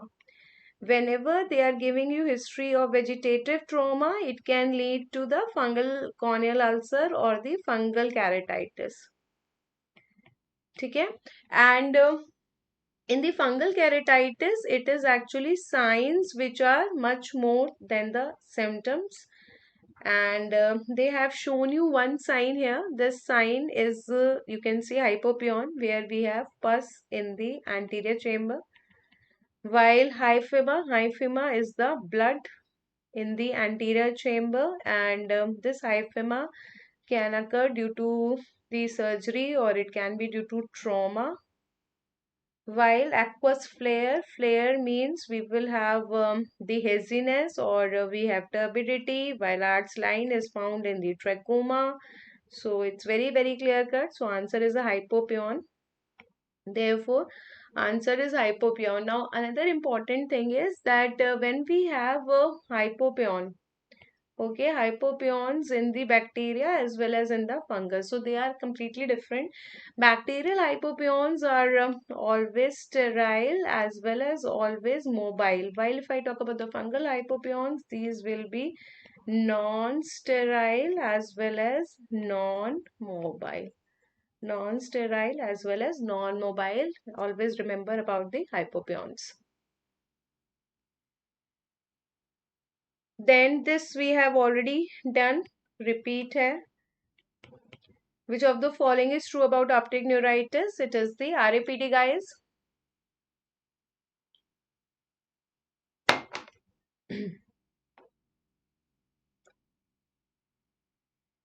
Now see this question. Angle subtended by each optotype of 6x6 vision on a Snellen's chart. So basically they are talking about the minimum angle of resolution, which is 5 minutes of the hour. So they are talking about this. So basically what happens when you see the Snellen's chart, the distance of the patient from the chart is 6 meters or it is 20 feet. So in India, we will take it in meters, while in US, we take it in feet. So 6 meters is equal to 20 feet. And therefore, if I talk about the normal visual acuity, either it is 6x6 or it is 20x20, anything we can say. And whenever we are talking about the visual acuity, suppose I talk about 6x60, okay. So this 6 actually is the distance. This is actually the distance of the patient from the chart. The distance of the patient from the chart is 6 meters, and 60 means the distance from which normal person can read this letter. The distance from which normal person can read this letter. So that means what a normal person can read from 60 meters, this person is reading from 6 meters. That is the concept of the visual acuity. Similarly, if I say 6x36, so that means what a normal person can read from 36 meters, this person is reading from 6 meters. When I say 6x24, that means what a normal person can read from 24 meters, this person is reading from 6 meters. 6 by 18. What a normal person can read from 18 meters. This person is reading from 6 meters. 6 by 12. What a normal person is reading from 12 meters. This person is reading from 6 meters. 6 by 9. What a normal person can read from 9 meters. This person is reading from 6 meters. And finally 6 by 6. So what a normal person can read from 6 meters, this person is also reading from 6 meters, and that is why he has the normal visual acuity. Now, the thing is that each letter is actually visible to the patient. Each letter the patient is able to see. The normal one, normal person is able to see. That means each letter is making some minimum angle. So that is your 5 minutes of the hour. You have to remember that each letter makes the 5 minutes of the hour. That is the minimum angle, but at the respective distances. So that is very important, at the respective distances. So 5 minutes are made at the respective distances. Now respective distances means, if I talk about 6 by 60, so this will make 5 minutes at the 60 meter. Similarly, when I talk about 6 by 36, so respective means this will make 5 minutes at 36 meters. 6 by 24 means it will make 5 minutes at the 24 meters. If I talk about 6 by 18, then this is 5 minutes at the 18 meters. Then 6 by 12 है, this will make 5 minutes at the 12 meters. 6 by 9 means we have 5 minutes at the 9 meters, and finally 6 by 6. That is, it will make 5 minutes at the 6 meters only. Okay, so this is the case. Now, if they are asking what is the angle made at 6 meters by 6 by 60 letter, okay. Now, what you already know, that it will make an angle of 5 minutes at the 60 meters. This you already know. Now, if he is not able to see from the 60 meters, he is going to closer 6 meters. Patient is standing at a distance of 6 meters. That means he is going closer by 10 times. So because he is going closer by 10 times, therefore angle will also increase by 10 times. 5 into 10, this is 50 minutes. So simply what you can do, you have to divide by 6 and multiply by 5, because 6 is the minimum distance and 5 is the minimum angle. If you can remember this, you can do question like this also. If you understand by the how much closer he is going, like if I talk about 6 by 36, so he will make an angle of 5 minutes at 36 meters. If he is having a visual acuity of 6 by 36, okay, then what is the angle made? So what is the angle made at 6 meters, guys? So now it is going closer by 6 times. Therefore, angle will be increasing by 6 times. That will be 30 minutes.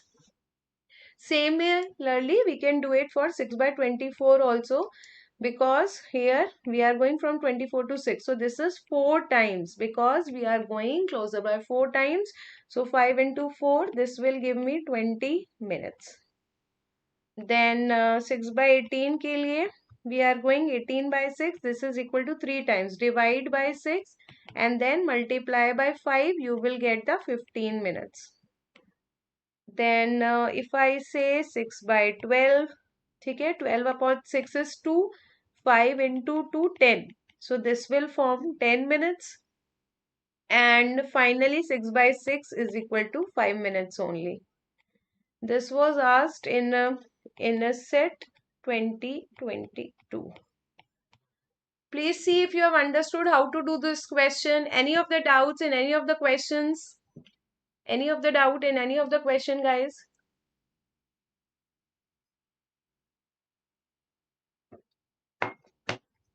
So we have done all the question, guys, and one thing I would say that we have not done these many questions. We have done these many topics. We have done even topics more than these, because we have also discussed all the 4 options. So if I have done 30 questions, 30 into 4, 120, we have discussed 120 topics. Yes, if you are able to do these 120 topics, if you know everything about these 120 topics that is being told in the class, and you are knowing the images related to it, it will be sufficient, and you can easily do the questions of your inset examination. Yeah. So 1.5 syndrome. Okay. 1.5 syndrome. If I talk about 1.5 syndrome, it is actually due to the MLF lesion plus the PPRF lesion of the one side. So on the same side, I am having the MLF lesion also, and I am having the PPRF lesion also. So suppose I am making these eyes something like this. This is the right eye and this is the left eye. Okay, now you can see that if I am having the MLF lesion here, okay, because of the MLF lesion, we will have the ipsilateral ka adduction deficit, and we are have the contralateral abduction nystagmus. This you already know from your MLF lesion. So that means I will have absence of oh, so we will have the absence of the adduction deficit on this side, as well as we will have the abduction nystagmus here. Okay, now due to this MLF lesion, it is also connected with the third nerve of this side. So this lesion is also gone because it was between third and the sixth nerve nucleus like this. Okay, so this MLF lesion is also affecting this one. So this has also gone due to the PPRF. Now this is gone. So this is half, this is half, that will be equal to 1, plus this is also gone. So this is half. Therefore, it is 1.5 syndrome. Only movement which is possible is actually the abduction with the other side. That is called as 1.5 syndrome. For the Park 3 step test, I have already discussed it multiple times, and also have given you a separate video for the Park 3 step test.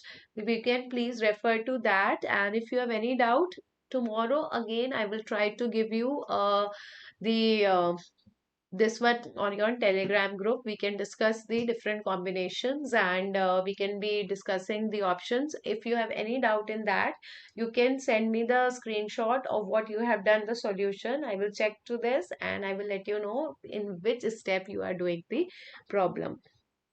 So I hope you have understood, guys. Now the topics like 1.5 syndrome, your junctional scotomas, we have the INOs, we have internuclear ophthalmoplegias and isocorias. There are so many things.